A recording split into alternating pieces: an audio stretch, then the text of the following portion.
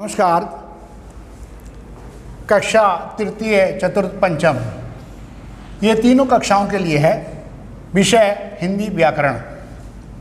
आज मैं आपको वचन के विषय में बताने जा रहा हूँ। वचन की परिभाषा। शब्द के जिस रूप से उसकी संख्या का बोध होता है उसे हम वचन कहते हैं। वचन के दो भेद होते हैं, एक वचन और बहुवचन। आपको मैं पहले परिभाषा लिखवा रहा हूँ। आप जो है इस परिभाषा को अपनी कॉपी में लिख लेंगे और इसे याद करेंगे। परिभाषा।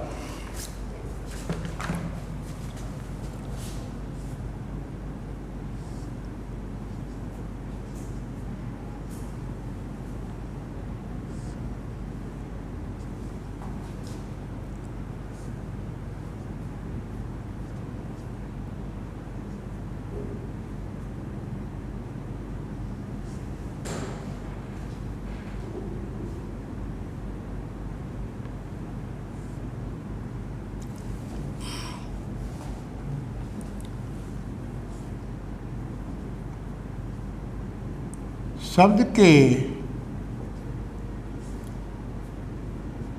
जिस रूप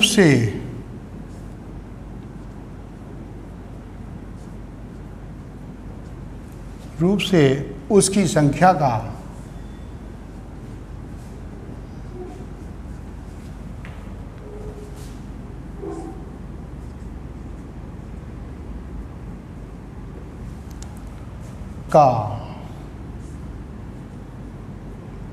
बोध होता है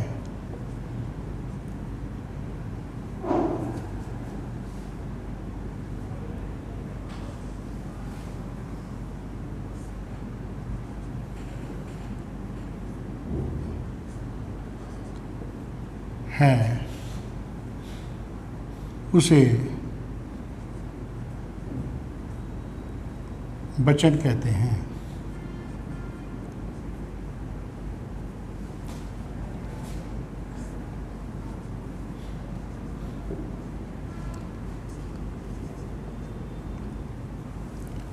वचन के दो भेद होते हैं,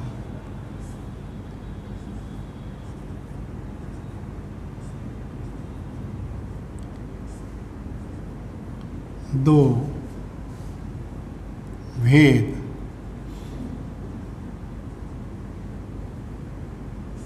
होते हैं।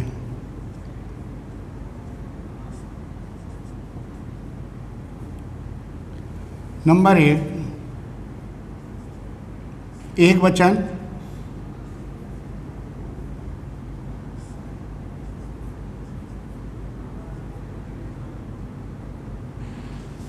नंबर दो बहुवचन।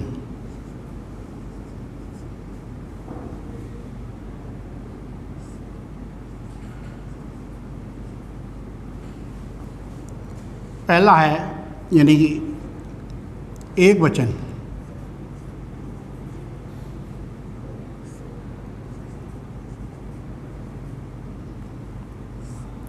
एक वचन किसे कहते हैं? शब्द के जिस रूप से किसी एक वस्तु अथवा प्राणी अथवा स्थान का बोध होता है उसे हम एक वचन कहते हैं।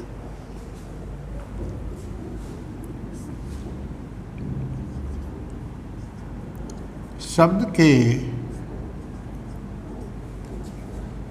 जिस रूप से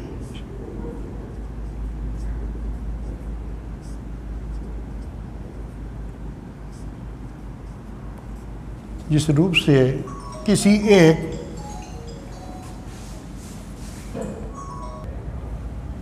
शब्द के जिस रूप से किसी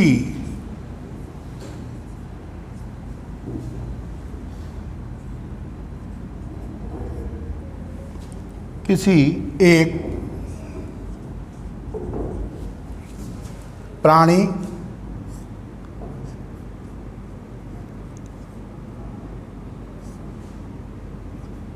स्थान अथवा वस्तु का का बोध होता है।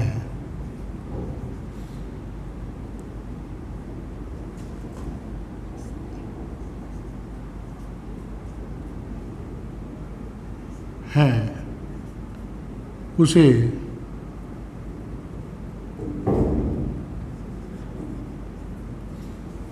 एक वचन कहते हैं।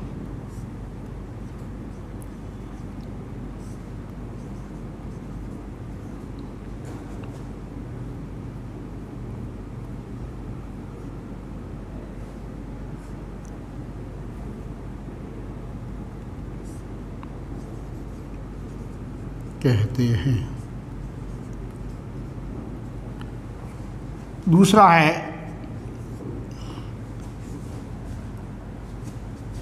बहुवचन।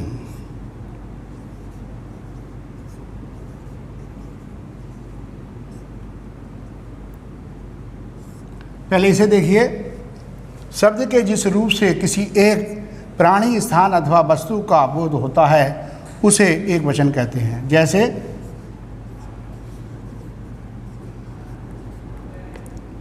लड़का,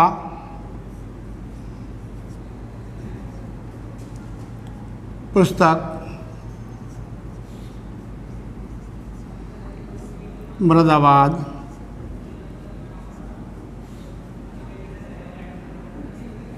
यानी कि इन शब्दों से हमें पता चल रहा है कि यानी कि लड़का एक सिंगल लड़का है, पुस्तक एक सिंगल मतलब एक वस्तु है, और मुरादाबाद एक स्थान का नाम है आदि।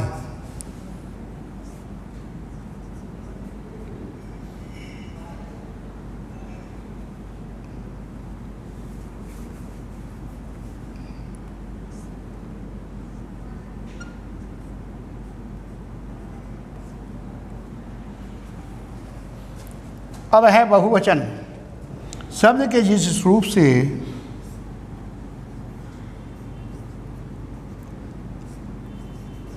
के जिस रूप से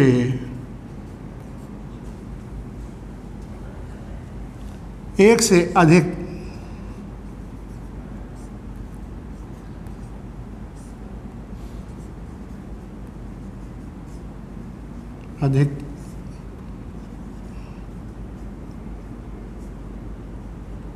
वस्तुओं,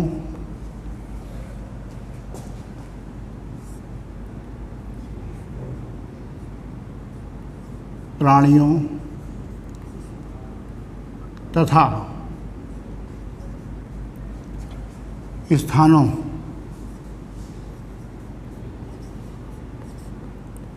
का पता चलता है।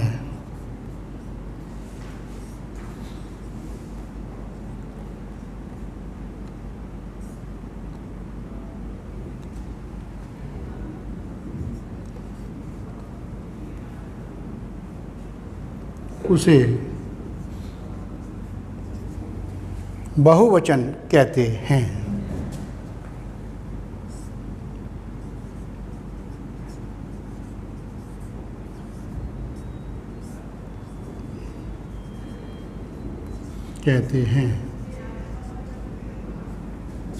जैसे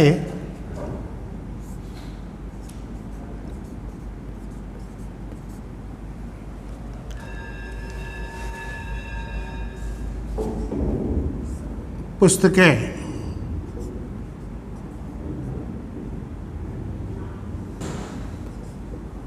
यानी पुस्तकें का मतलब ये हुआ कि एक से अधिक जो होती हैं पुस्तकें, यानी किताबें जो होती हैं उन्हें हम पुस्तकें बोलते हैं। और उसके बाद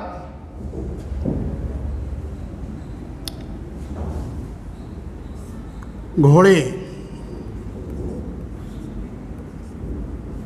घोड़ा एक होता है और घोड़े बहुत सारे हो गए। तथा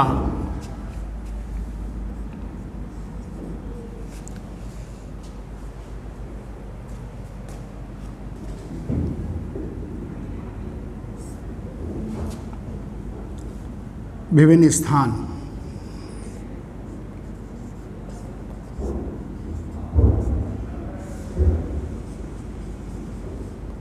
स्थानों जैसे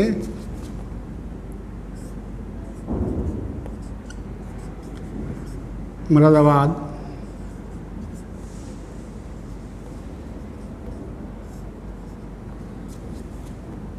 रामपुर।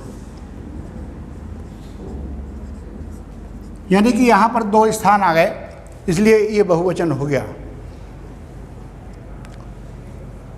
एक बार पुनः देखिए, शब्द के जिस रूप से उसकी संख्या का बोध होता है उसे हम वचन कहते हैं।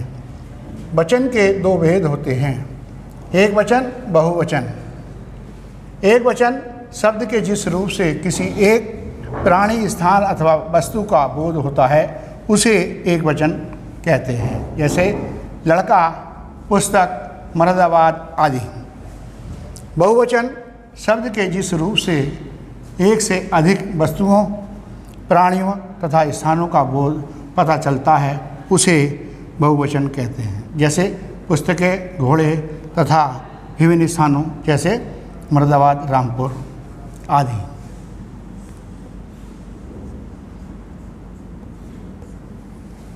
इस प्रकार से ये आपके वचन की परिभाषा हुई और वचन के भेद मैंने बताए, इन्हें आप भली भांति कॉपी में उतार लेना।